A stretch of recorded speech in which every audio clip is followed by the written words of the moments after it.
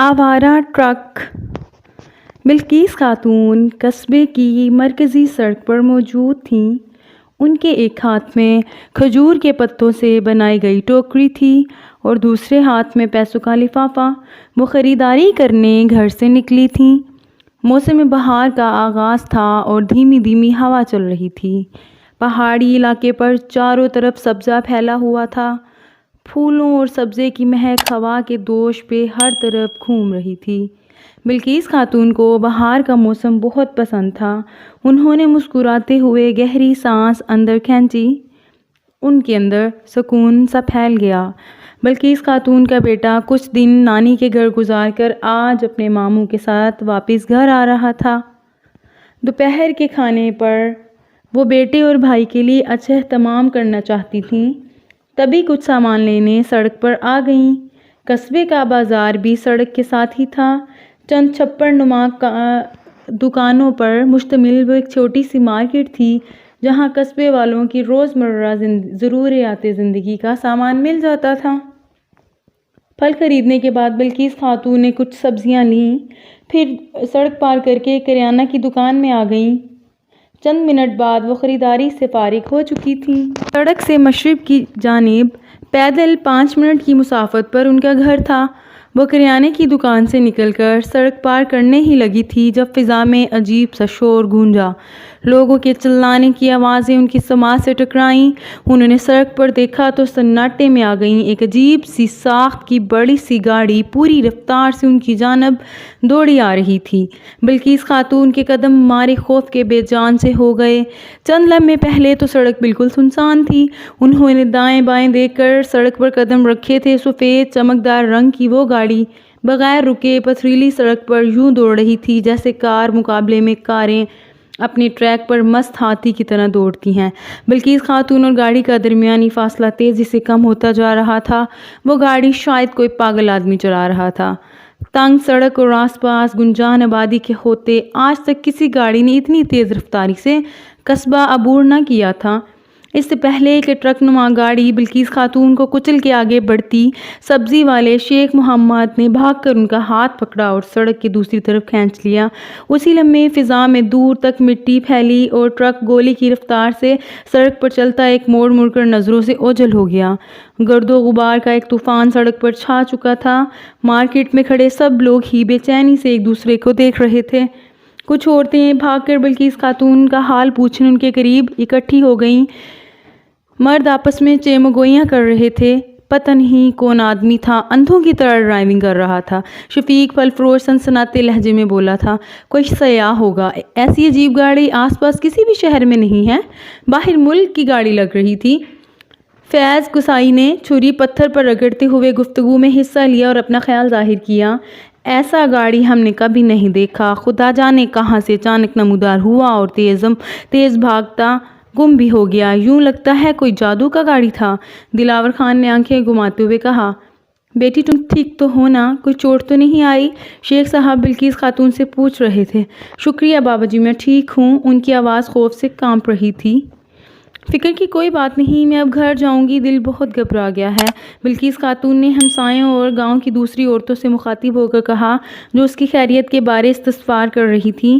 وہ موت کے منہ سے بال بچی تھی۔ ڈر کا سے پوری طرح ان پہ گرفت جما چکا تھا۔ لرزتے قدموں سے انہوں نے گھر کا راستہ پکڑا اور ٹوکری سنبھالتی آگے بڑھ گئیں۔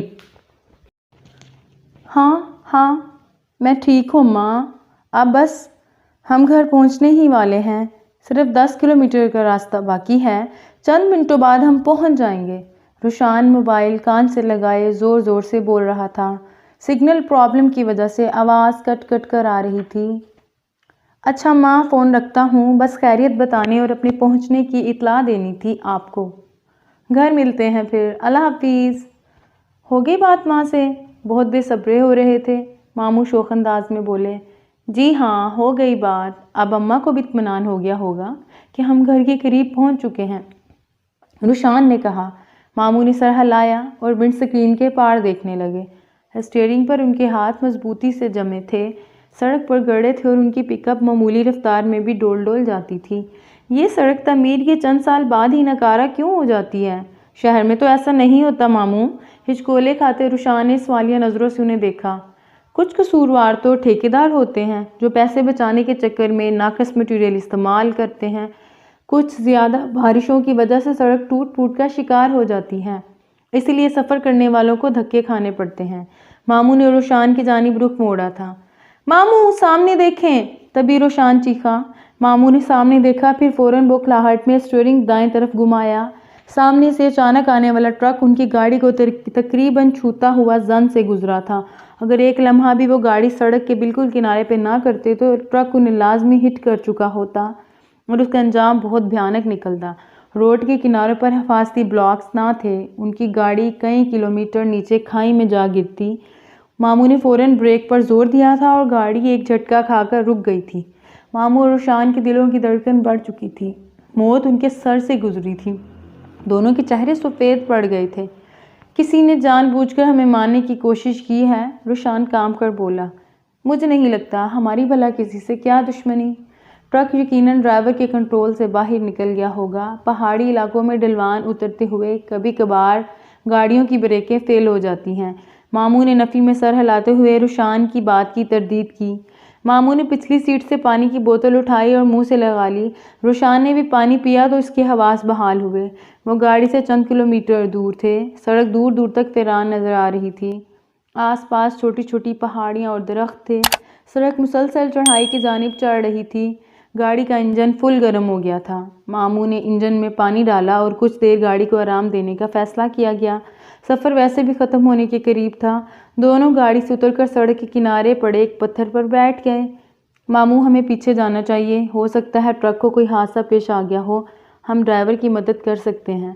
گاڑی ٹھنڈی ہو جائے پھر دیکھتے ہیں، ماموں نے جواب دیا۔ اور آپ نے غور کیا؟ رشان کچھ یاد آنے پر بولا۔ کیا مطلب؟ ماموں چونکے۔ ہم باتوں میں مصروف تھے اور ٹرک کو بس ایک نظر ہی دیکھ پائے تھے، لیکن میں دعوے سے کہہ سکتا ہوں ایسا ٹرک میں نے آج تک نہیں دیکھا، حتیٰ کہ شہر میں بھی نہیں۔ وہ بہت عجیب سا تھا، رنگ بھی یوں چمک رہا تھا جیسے کسی چمکدار دھات سے بنا ہو۔ رشان الجھے ہوئے انداز میں بولا۔ واہ یار، تمہیں تو کوئی جاسوس ہونا چاہیے، محض چند سیکنڈز میں ٹرک کا جائزہ بھی لے لیا۔ ماموں بھرپور انداز میں مسکرائے۔ آپ مذاق اڑا رہے ہیں نا؟ رشان نے بھویں اچکا کر انہیں دیکھا۔ ماموں سے صرف 5 سال بڑے تھے اور رشان انہیں بڑے بھائی کی طرح سمجھتا تھا اور اسی طرح ان سے بات چیت کرتا تھا۔ مذاق کہاں یار، سنجیدہ ہوں، تعریف کی ہے تمہاری، اب شکریہ ہی کہہ دو۔ ماموں ہنسے۔ جائیں، میں نہیں بولتا آپ سے۔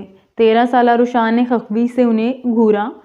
چلو اب اٹھو، اس عجیب ٹرک کو دیکھنے جاتے ہیں جو یقیناً کسی کھائے میں پڑا ہوگا۔ ماموں نے اسے اٹھ جانے کا اشارہ کیا اور وہ گاڑی موڑ کر واپس چل پڑے۔ چند کلومیٹر تک کچھ نظر نہ آیا، پھر چند موڑ مڑنے کے بعد جب سڑک کچھ سیدھی ہوئی تو رشان کو سامنے ایک سفید دھبا نظر آیا جو تیزی سے بڑا ہوتا جا رہا تھا۔ ماموں گاڑی سائڈ پر کھڑی کریں، جلدی، سامنے دیکھیں وہی ٹرک آ رہا ہے اور رفتار بھی بہت تیز ہے، رشان تیز آواز میں بولا۔ ماموں نے فوراً گاڑی سڑک کنارے روک دی۔ سڑک پر ان دو کے علاوہ کوئی دوسری گاڑی نہ تھی۔ ٹرک بجلی کی طرح دوڑتا ہوا 1 منٹ میں ان کے قریب پہنچ چکا تھا۔ وہ گاڑی سے باہر نکل آئے تھے۔ ٹرک واقعی عجیب سا آنکھ کا تھا، اس کے پہیوں پر بھی کور چڑھائے گئے تھے اور چاروں پہیے نظر نہ آتے تھے، لائٹس بھی نہ تھی، انجن کے سامنے لگے سوراخ بھی بند تھے اور وہاں ایک گول پلیٹ نظر آ رہی تھی گھڑی نما۔ ونڈ سکرین بلیک شیشے کی تھی جس کے پار کچھ نظر نہیں آ رہا تھا۔ ارے! رشان کھڑے کھڑے اچھلا۔ ماموں! وہ ورتہ حیرت سے چلا اٹھا۔ یہ تو وہ انگلی سے قریب آتے ٹرک کی جانب اشارہ کرتے ہوئے چیخا۔ ماموں رشان کے انداز پر حیران رہ گئے۔ کیا کہنا چاہتے ہو؟ ماموں یہ آٹو کنٹرول ٹرک ہے، بغیر ڈرائیور کے چلنے والا۔ کیا؟ اب ماموں چلا اٹھے تھے، تبھی ٹرک پوری رفتار سے قریب سے گزرا، ساتھ ہی ان کی ریڑھ کی ہڈی میں سنسناہٹ سی دوڑ گئی تھی۔ ایک روبوٹ ٹرک ان کے علاقے میں آوارہ گھوم رہا تھا۔ اسے کنٹرول کرنے والا کون تھا؟ کہاں تھا؟ اس کے ارادے کیا تھے؟ ایسے بہت سے سوالات دونوں کے ذہنوں میں ابھرنے لگے تھے۔ جلدی گاڑی میں بیٹھو، ہم اس کا تعاقب کر رہے ہیں۔ ماموں ڈرائیونگ سیٹ پر بیٹھے اور گاڑی موڑ کر ٹرک کے پیچھے روانہ ہو گئے۔ رشان بہت پرجوش تھا، وہ ونڈ سکرین کے پار ٹرک پر نظریں جمائے بیٹھا تھا۔ ماموں، ٹرک کی چھت پر ایک ڈرون اڑ رہا ہے۔ ہاں، کنٹرول کے لیے ڈرون ساتھ ہے ٹرک کے، کیونکہ فاصلہ زیادہ ہونے کی وجہ سے ٹرک کو دور بیٹھے کنٹرول نہیں کر سکتے، ماموں نے تجزیہ کیا۔ تعاقب میں وہ اپنے قصبے سے بھی آگے نکل گئے تھے۔ کچھ دور جا کر ٹرک جنگل والے راستے پر چڑھ گیا۔ وہ مناسب سا فاصلہ رکھ کر تعاقب کرتے رہے اور آخرکار ایک خیمے کے پاس ٹرک رک گیا۔ ماموں گاڑی پہلے ہی ایک درخت کی اوٹ میں روک چکے تھے۔ دونوں اتر کر جھاڑیوں کی آڑ لیتے خیمے کے پاس چلے آئے۔